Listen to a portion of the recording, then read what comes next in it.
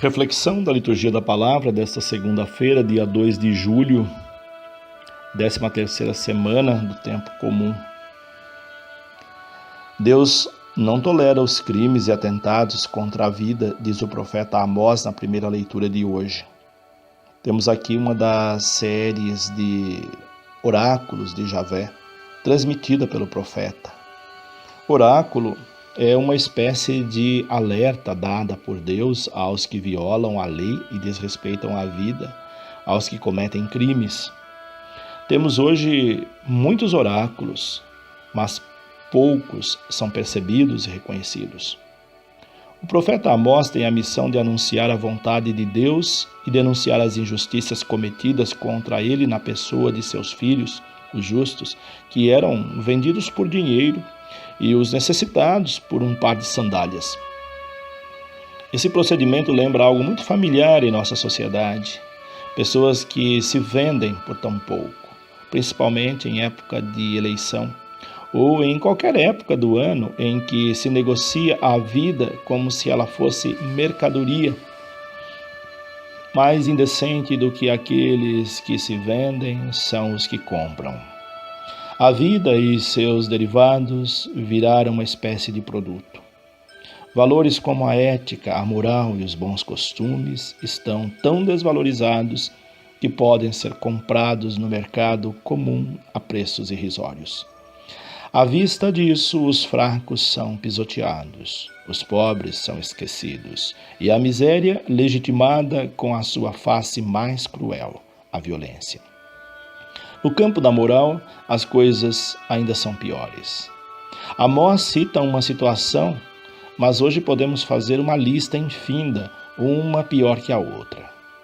Precisamos urgentemente de profetas como Amós, que não tenham medo de denunciar as injustiças. Precisamos de discípulos missionários de Jesus Cristo, que entendam verdadeiramente qual é o significado do seguimento. Muitos querem segui-lo, mas poucos estão dispostos a viver sua missão profética nesse segmento. Poucos compreendem o que significa seguir a Cristo. O Evangelho de hoje mostra essa realidade. Uma multidão se acerca de Jesus. Nem todos querem o discipulado. Eles se acercam dele por interesses pessoais, para obter benefícios próprios, e Jesus sabe disso. Jesus sabe que, ainda hoje, muitos dos que se dizem cristãos se aproximam dele, das igrejas, das religiões, não porque querem se tornar discípulos seus na radicalidade do discipulado, mas porque querem solucionar problemas pessoais, seja de saúde, de prosperidade, de carências afetivas, etc. Diante da multidão, ele vai para a outra margem. Ir para a outra margem é sinal de se lançar à missão. Foi um teste para ver se a multidão iria segui-lo até a outra margem. Quem fosse, daria uma primeira prova da disponibilidade de segui-lo. Jesus nos convoca para o seguimento, apresentando-nos as outras margens. Os que o acompanham demonstram ser verdadeiros discípulos. Mas mesmo assim, isso não é suficiente para provar a autenticidade do desejo de segui-lo.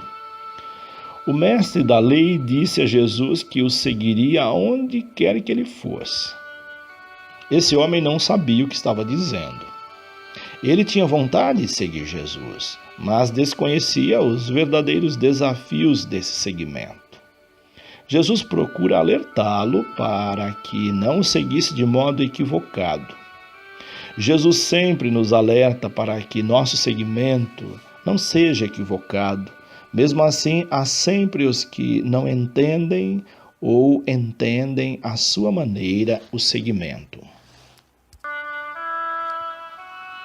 A resposta de Jesus ao mestre da lei é clara. As raposas têm tocas e as aves dos céus têm ninhos, mas o Filho do Homem não tem onde reclinar a cabeça. Ou seja, não o siga interessado em obter bens, seguranças materiais e conforto, porque eu não as tenho.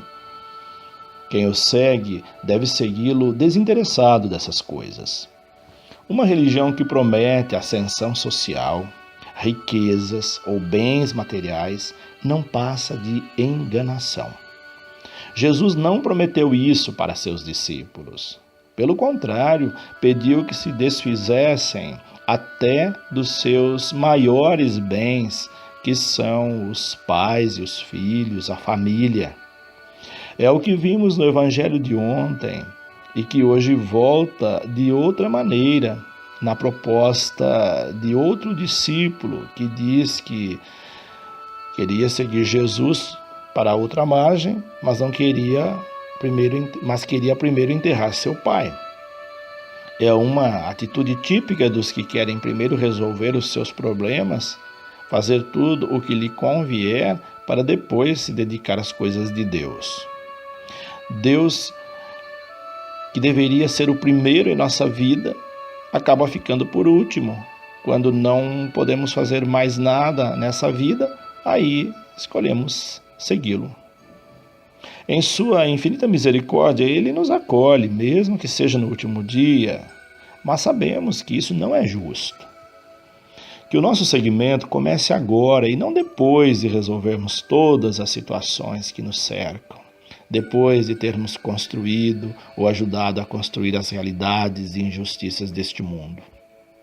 O tempo para o seguimento é agora. Amanhã pode ser tarde demais. Os que tiveram o profeta Amós não pensaram nisso quando tiveram a oportunidade de poupar a cidade. Exterminar aquela cidade, aquela realidade narrada por Amós, incluindo as pessoas culpadas, significou destruir as injustiças. Será que o discípulo de Jesus o seguiu depois de ouvir que Jesus não tinha onde reclinar a cabeça? Será que o outro discípulo escolheu enterrar o pai para depois seguir Jesus? Será que nós estamos dispostos a segui-lo agora, apesar de tantas coisas que nos prendem e dos interesses escusos e pessoais que temos? Vale a pena pensar sobre isso. É o que a liturgia da palavra de hoje nos propõe. Tenhamos um pouco do espírito de Amós para nos encorajarmos mais na missão e não nos calarmos diante das injustiças. Que tenhamos plena consciência que o seguimento de Jesus exige renúncia e despojamento e não o sigamos apenas para obter vantagens ou satisfazer necessidades meramente pessoais. Seguir Jesus é um compromisso comunitário com a vida de todos e não apenas com a própria vida. Deus abençoe a todos. Padre José Carlos Pereira.